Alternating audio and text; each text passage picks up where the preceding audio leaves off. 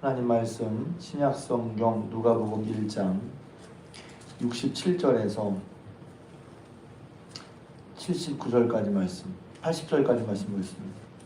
신약성경 누가복음 1장 67절에서 마지막 80절까지. 어제부터 이제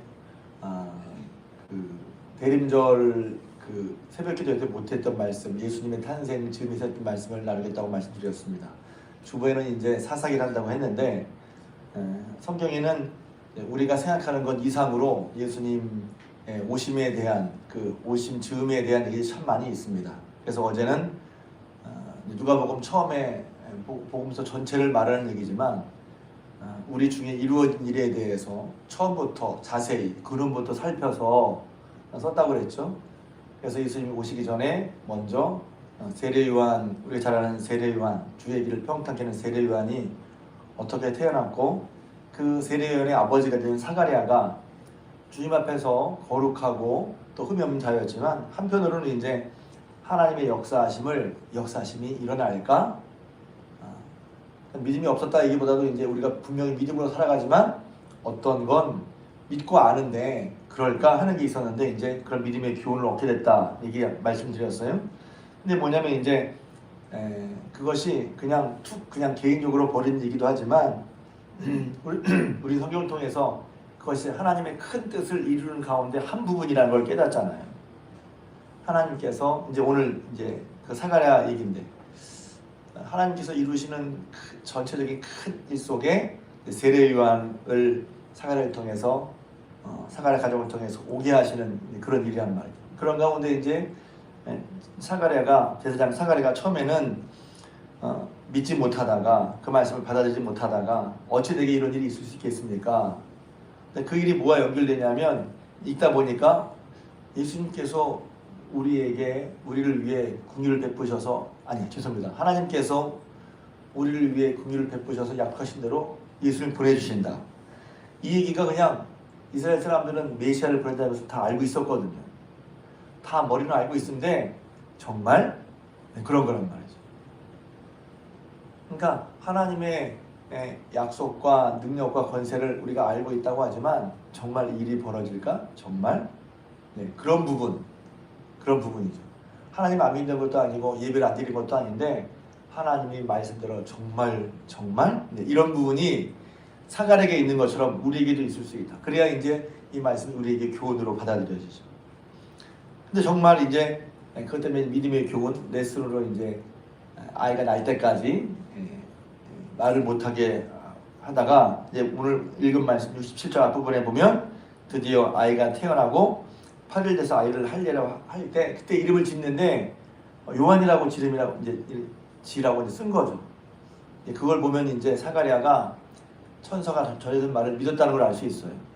말 못하고 있는데 근데 요한이라고 쓴단 말 천사의 말대로 요한이라고 하라 한 거거든요. 믿은 거죠. 그러니까 다른 사람들이 아니 왜 아마 친족 중에 친족의 이름으로 이제 그 아이의 이름을 짓는 것이 당시에 보면 규례였나 봐요. 그러니까 친족 중에 이런 이름이 없는데 그런데 그때 이제 입이 열리고 하나님을 찬송하며 한 얘기가 오늘 이제 얘기란 말입니다. 오늘 말씀이란 말입니다. 거기 보면 사가랴가 성령이 충만해서 이제 예언해서 할 말이 뭐냐면 68절 찬송하리로다 주 이스라엘의 하나님이여 그 백성을 돌보사 속량하사 우리를 위하여 구원의 뿔을 그 종 다윗의 집에 일으키셨으니 이것은 약속하신 말씀과 같다는 것입니다.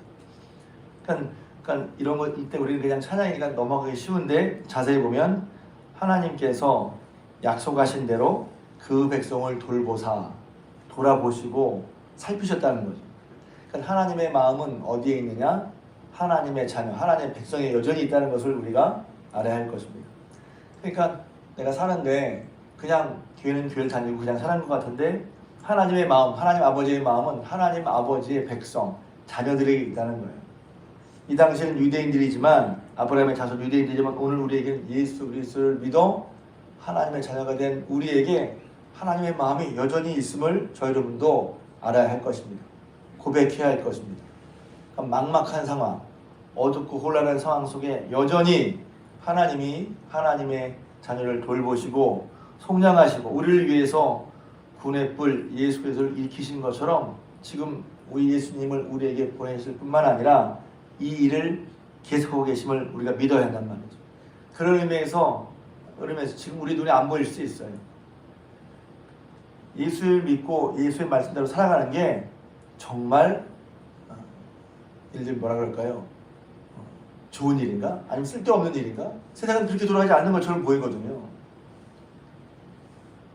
예수님 믿고 예수 말씀대로 사는 게 정말 우리가 살아가는 마땅한 본분 맞나? 교회는 다니지만 사는 건 예수님을 믿고 예수님의 약속을 의지하는 식으로 살지 않는 사람이 있을 수도 있단 말이죠. 예배는 드리지만 삶은 그렇게 살지 않을 수 있다는 거예요. 다시 한번 봐야죠. 그러니까 하나님이 지금도 예수님을 통해 예수님이 이 땅에 보내신 것처럼 하나님의 백성을 돌보시고 그들을 위해 군의 뿔을 준비하시고 이것은 70절 약속하신 말씀대로 하신 바와 같이 우리를 원수의 손에서 우리를 미워하는 모든 자의 손에서 구원하신 일이다. 지금도 하나님은 예수님 보내신 것처럼, 그래서 예수님 보내신 것이 임마누엘 예수라고 했죠. 임마누엘 그리스도, 임마누엘 예수. 하나님이 우리와 함께 하심을, 그냥 함께 하시면서 아무것도 안 하는 것이 아니라 하나님이 약속하신 대로 하나님의 자녀들을 돌보시고 그들을 속량하시고 그들을 원수에게서와 미워하는 모든 자의 손에서 구원하시는 일을 지금도 하시고 계시다는 거예요. 그리고 이제 예수님 보내신 것처럼 다시 오셔서 마침내 그 모든 것을 말씀하신 그대로 심판하시고 정리하실 거란 말이에요. 우리 눈에 그런 일이 되는 것처럼 보일 때도 있고 안 되는 것처럼 보일 때도 있지만 지금도 그렇게 하고 계심을 뭘 보고 믿을 수 있냐면 예수님이 오시는 것을 보고 믿을 수 있단 말이죠. 그래서 예수님의 오심을 미리 이제 선포하고 오실 길을 예비하는 그런 세례 요한의 탄생과 함께 사가랴가 그런 고백과 예언을 하는 거예요. 찬송을 하는 거죠. 그게 찬송할 것이 하나님이, 그러니까 하나님의 말씀이라면 우리가 어떻게 살아야 할 바를 때로 혼란이 있고 우리 눈에 보이는 것과 다른 상황이 펼쳐진다 하더라도 그거가 상관없이 참 어려운 얘기죠. 왜냐면 우리는 눈에 보이는 대로 휩쓸리기 쉽거든요. 말씀은 이런데 상황은 이렇지 않으니 우리 거기에 사실은 혼란이 있기도 하고 갈등이 있기도 하고 어려움이 있기도 하잖아요. 과연 말씀대로 사는 것이 말씀대로 되는 것인가? 하나님 약속의 말씀 믿는다고 하지만 우리가 정말 약속의 말씀이 될 것을 믿고 그것을 붙들고 온전히 살아가는 것. 사가랴가 앞에 말씀드린 것처럼 규례대로 모든 계명과 규례대로 흠이 없이 행하고 있었지만 하나님께서 구원을 일으키시기 위해서 크신 역사를 그의 가정에 일으키신다는 건 처음엔 잘 받아들이기 어려웠단 말이죠. 그런 것처럼 하나님이 내가 사는 삶에 함께 하셔서 여전히 하나님의 말씀대로 역사하시고 구원을 이루시고 보호하시고 역사하신다는 것을 믿고 살아야 한다는 것을 다시 한번 깨닫게 됩니다. 그러니까 여러분이 믿음의 길을, 믿음으로 사는 여러분의 길을 다시 한번 사가랴의 찬송과 예언의 말씀을 통해서 확증하고 다시 마음의 힘을 얻어 어떤 상황에서도 하나님께서 말씀하신 약속대로 이렇게 이루시는 것을 믿어서 여러분의 믿음의 길을 더 굳건히 하고 또 믿음의 길을 더 성실하게 걸어갈 수 있기를 주님의 이름으로 부탁을 드립니다. 그래야죠. 그러니까 그 결과가 뭐냐면 이것은 하나님이 우리 조상들을 긍휼히 여기셨다고 그랬어요. 72절.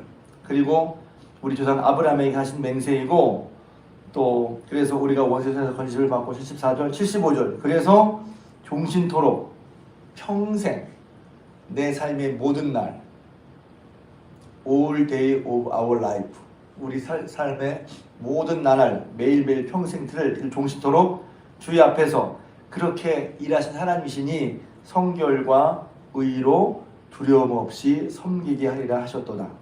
이렇게 하나님이 이루어지는 것을 예수님을 보내실 것을 또 그것을 이제 세례 요한이 증거할 텐데 그래서 우리로 하여금 이렇게 하나님의 긍휼하심이 있고 우리 조상 아브라함에게 맹세하신 대로 약속하신 대로 이루시고 우리를 손에서 건지실 것을 우리가 믿기에 우리는 어떤 삶을 살죠? 종신토록 주의 앞에서 성결과 의로 두려움 없이 섬기게.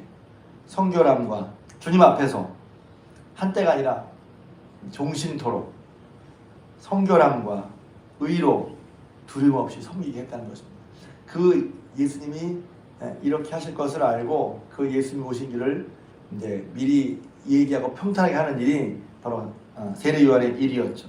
근데 그 예수님을 통해서 예수님을 보내심으로 하나님이 이렇게 해주신 일을 우리가 볼 때 우리는 그 일을 보면서 야, 하나님이 약속하신 대로 또 하나님의 자녀들을 아브라함의 자손들을 긍휼히 여기셔서 이렇게 건져주시고 또 기억해 주시고 말씀대로 이끌어 주셔서 우리로 하여금 종신토록 주의 앞에서 성결함과 의로 두려움 없이 섬기게 하게 해주셨다는 것입니다.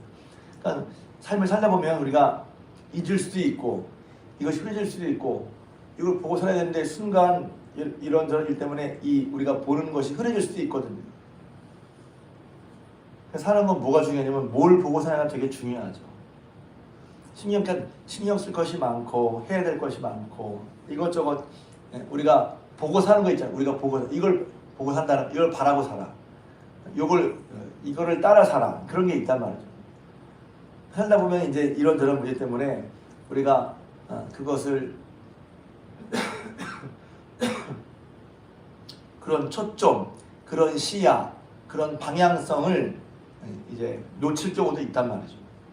안 놓치면 좋겠는데 보니까 놓칠 경우도 있더라고요. 그래서 놓쳤으면 어떻게 해요? 다시 우리의 방향과 시야 혹은 목적을 다시 확인하는 거죠. 어떻게 살아야지? 저는 그게 하나님의 말씀이라고 보는 거예요. 하나님의 말씀을 통해서 다시 우리 삶을 또 이제 이런 연말 연시는 그런 우리의 삶의 방향과 시각을 다시 한번 살펴보고 재조정하기 좋은 때죠. 정말 좋은 때예요. 왜냐면 나를 돌아보기 좋은 때니까. 그러니까 여기서 이런 말씀을 통해 다시 한번 우리가 사는 삶이 하나님이 이렇게 우리에게 해주신 일, 예수님을 보내주셨고 그 일은 하나님의 자녀를 불쌍히 여시는 것이고 도우시는 것이고 또 원수의 손에서 구원받게 하시는 것이고 우리를 속량하는 것이고 하나님께서 이렇게 된 것이니 지금 이렇게 하신 하나님이 지금 그것을 우리 눈에 본 우리들은 다시 한번 그것에 의해서 우리의 삶, 방향, 목적, 시각을 다시 한번 재조정받고 어떻게 살아야지? 평생 매일매일 하나님 앞에 의와 이런 것처럼 성결과 또 두려움 없이. 왜? 하나님께서 그렇게 해주시고 계시니까. 그러니까 세상을 보면 혼란스럽죠. 정치적인 상황만이 아니더라도 개인적으로도 혼란스럽단 말이에요. 그러니까 어디서 보며 무엇으로 어디로 가야 될지 모르는데 마치 별을 따라가는 것처럼 하나님의 말씀에 따라 하나님이 이렇게 해주셨고 이렇게 해주고 계시구나 분명하게 확실하게 보여주셨으니 우리가 별을 따라가는 것처럼 하나님이 하신 그 일을 보고 그것에 근거해서 이렇게 살아가는 것입니다. 그러니까 그렇게 이제 예수님이 오심이 이렇게 우리에게 그런 삶을 살도록 이끌어 주셨는데 76절 이 아이여, 이 아이는 이제 세례 요한이죠. 세례 요한은 그렇게 할 수 있도록 돕는 사람이라는 거예요. 주 앞에서 앞서가서 그의 길을 준비하여 77절 주의 백성에게 그 죄의 사함으로 말미암는 구원을 알게 하고 이는 우리 하나님의 은혜로 인함이라 이로써 도는 해가 위로부터 우리에게 임하여 어둠과 죽음의 그늘에 앉은 자에게 비치고 우리 발을 평화의 길로 인도하시려다 하니라. 그런 것을 알게 하고 그런 것을 깨닫게 하고 그런 것을 준비해주고 하는 역할을 세례 요한이 한다는 것입니다. 그러니까 귀하죠. 저는 이 말씀 보면서 우리는 어떻게 살아야 할까? 한편으로는 이제 받아야죠. 우리도 다른 사람에게 죄로부터 죄 사함을 알게 하고 또 앞서 주님이 그들에게 이런 주님의 은혜 역사를 그들도 알 수 있도록 우리도 다른 사람들 앞에서 그 길을 예비하는 역할을 하지 않겠다는 거예요. 그래서 한편으로는 받고 은혜를 받아야죠. 근데 받은 걸로 끝나는 게 아니라 받았으면 이 받은 은혜를 우리가 살 뿐만 아니라, 그렇죠, 여기 있는 것처럼 두려움 없이 살아가면서 또 한편으로는 세례 요한이 했던 것, 우리가 세례 요한 그분 아니지만 주님이 그렇게 오셔서 빛을 비춰서 생명의 빛을 비추게 하셨는데, 그러면 다른 사람에게 이런 죄의 사함으로 말미암는 구원을 알게 하고 하나님의 긍휼이, 하나님의 사랑하심이 이렇게 우리에게 나타났다는 것을 알지 못하는 사람에게 알게 하는 역할을 감당해야 하는 것이죠. 교회가 그 일을 해야 하는 것이죠. 그래서 다시 한번 대림절 이 주님의 오심을, 약속대로 오심을 기억하면서 그 어간에 무슨 일이 어떻게 일어났고 뭘 하라고 하셨지, 하나님이 뭐라고 하셨지 하는 얘기가 사실 이제 마리아 입에서도 나오고 사가랴 입을 통해서도 말씀하시는데, 오늘은 사가랴에 나온 하나님을 찬양하고 예언하는 말씀을 통해서 우리에게 하나님께서 이렇게 하고 계시는구나. 우리가 예수를 믿는 것 같지만 정말 그래 하는 그런 부분도 하나님이 이루시고 계신다.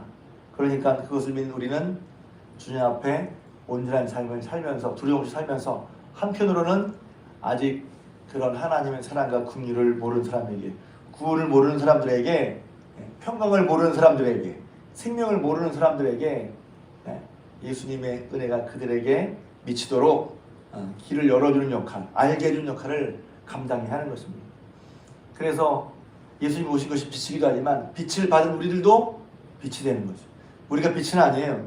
그러나 빛 속에 거함으로 말미암아 어둠에 있는 사람들에게 정말 복음이 된 예수 그리스도를 증거할 수 있는, 보여줄 수 있는, 그 길을 열을 수 있는 우리 중앙교회 성도님 삶 되시기를, 저희들의 삶이 되시기를 주님의 이름으로 부탁을 드립니다.